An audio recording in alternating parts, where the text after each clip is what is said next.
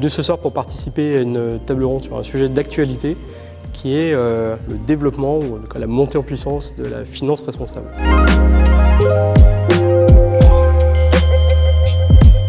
Du coup, c'est un sujet assez intéressant dont on ne connaît pas un peu les dessous. On entend parler dans les journaux, mais on ne voit pas réellement ce qui se passe. Ce qui était vraiment agréable aujourd'hui, c'était d'avoir 4 intervenants.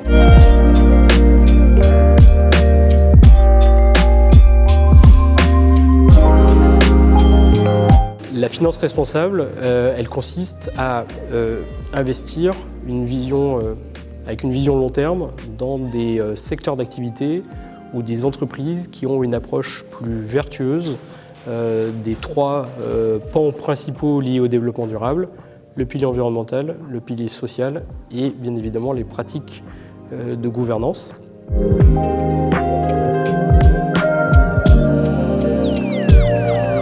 Ce qui pour moi a été très intéressant lors de cette conférence, c'était déjà la précision.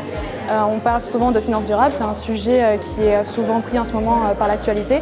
Et en fait, là, c'est voir un peu plus le côté technique autant interne que externe, c'est-à-dire externe par rapport aux institutions publiques, comme on a eu par exemple avec le ministère de la Transition écologique, mais aussi interne avec Euronext, avec l'intervenant d'Euronext.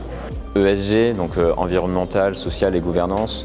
Donc derrière ça, en fait, il y a une idée d'essayer de caractériser ce qui va pouvoir définir l'entreprise au-delà de sa performance financière. On appelle ça les données extra-financières.